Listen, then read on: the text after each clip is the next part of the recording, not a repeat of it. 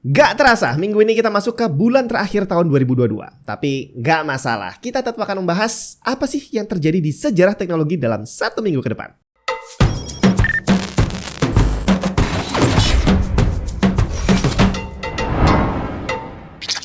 Waktunya upgrade GPU untuk para sultan. Jangan nanggung, ambil ROG Strix RTX 4080 16GB. Menggunakan paten cooler baru dengan vapor chamber yang akan menghasilkan temperatur GPU yang lebih rendah. 3,5 slot desainnya dengan teknologi axial tech fan membuat airflow menjadi 23% lebih banyak. Ditambah dengan die-cast shroud, frame, dan backplate membuatnya sanggup menahan berat GPU ini yang lumayan juga loh. Untuk selengkapnya, cek link di bawah. Kalau kita browsing internet pakai desktop biasanya, itu begitu masuk ke sebuah website itu sering banget muncul pop-up apakah Anda menerima cookies. Biasanya kita akan langsung oke aja, langsung terima accept all cookies. Sebenarnya bahaya nggak sih? Itu akan kita bahas di video yang terpisah. Tapi hari ini kita akan ngebahas tentang sejak kapan sih sebenarnya cookies itu digunakan. Tanggal 27 November tahun 1995. Berselang 3 bulan dari sejak Microsoft merilis Internet Explorer versi pertama, mereka langsung merilis versi update-nya Internet Explorer 2.0.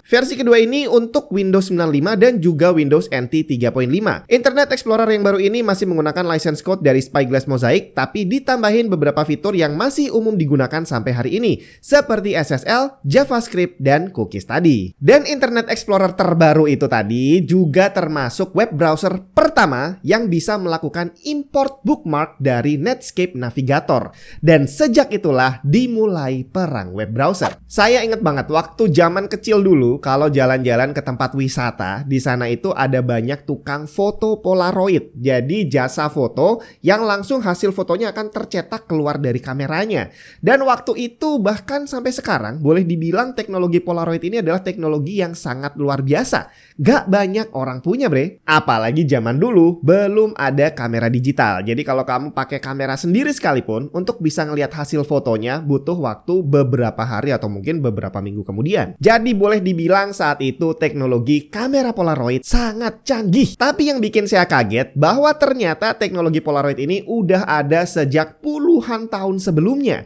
Tepatnya tanggal 28 November tahun 1948. Di hari itu, kamera Polaroid pertama dijual dengan nama Polaroid Instant Camera. Saat itu penjualannya memang ngepasin dengan momen hari Natal. Dan ada 57 unit instant kamera pertama yang namanya adalah Polaroid Land Camera Model 95. Dijual di Jordan Marsh Department Store di Boston. Kamera ini bisa mencetak foto dalam waktu sekitar 1 menit. Perusahaan pembuatnya, Polaroid, waktu itu menyiapkan 57 unit yang harapannya bisa bertahan sampai hari Natal. Tapi di luar dugaan penjualannya terjadi secepat dia mencetak fotonya. Ludes dalam waktu 1 hari. Dan buat yang belum tahu, sampai hari ini Polaroid masih terus memproduksi instan kamera yang modelnya semakin up to date. Tanggal 29 November tahun 1972. Ini adalah hari bersejarah untuk dunia video game karena di hari itu Atari memperkenalkan video game pertama mereka, Pong. Game yang sangat sederhana, player 1 dan player 2 cuma berupa garis yang harus menghalau bola seperti orang main tenis. Pong menjadi video game pertama yang sukses secara komersial. Dia berhasil membuat Atari menjadi raja dunia arcade dan home video game di awal tahun 80-an. Toko buku semakin hari semakin sepi. Perpustakaan juga sama, pengunjungnya sudah nggak sebanyak dulu. Kalau zaman saya sekolah dulu, bikin tugas dikit-dikit harus ke perpustakaan gitu kan.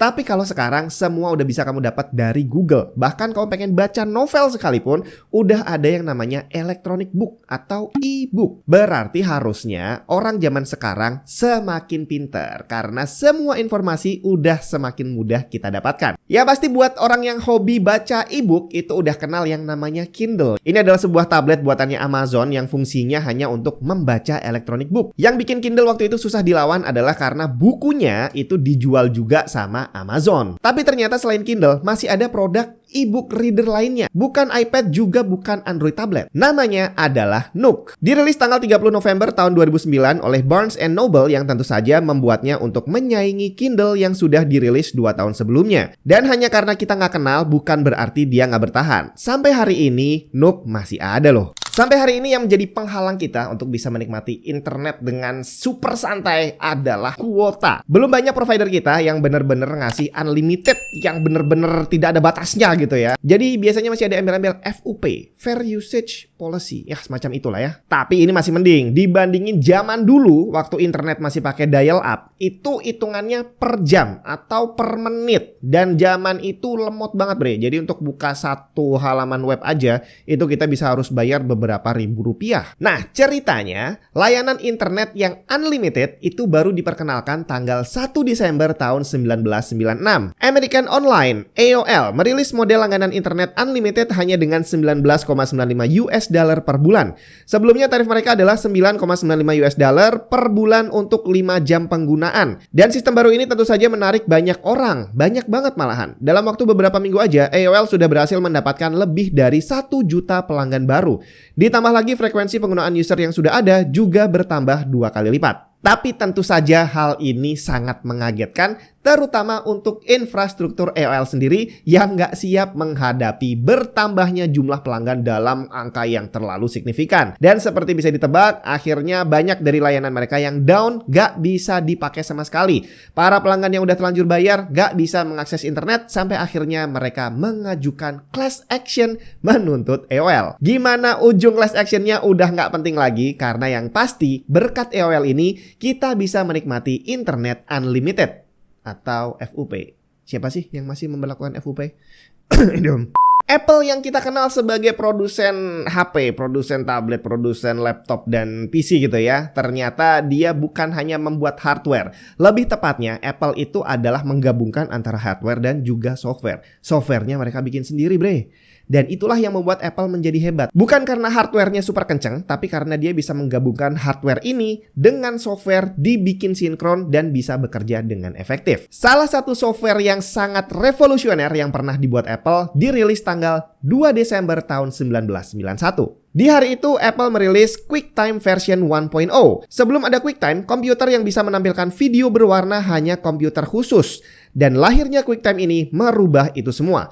Dia bisa membuat PC apapun bisa memutar video berwarna, dan ini adalah salah satu momen yang sangat bersejarah dalam dunia PC. Sejak kenaikan BBM kemarin, popularitas kendaraan listrik menjadi naik bre. Dari mobil listrik yang mahal, itu banyak yang beli loh, sampai motor listrik. Terus ada lagi sepeda listrik, sampai skuter listrik. Semuanya menarik minat banyak orang yang pengen menghemat bahan bakar. Nah, salah satu produsen pembuat kendaraan listrik atau lebih banyak skuter ya yang paling terkenal itu adalah Segway. Banyak pasti yang tahu. Dan ternyata Segway ini udah ada sejak lama loh. Tanggal 3 Desember tahun 2001, Dean Kamen memperkenalkan Segway Self-Balancing Vehicle di acara TV Good Morning America.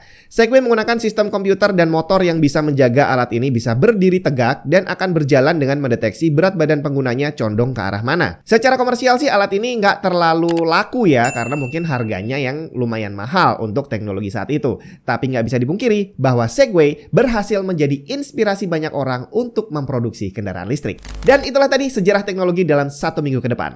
Udah tinggal dikit lagi episodenya, jadi jangan sampai kamu ngelewatin episode minggu depan.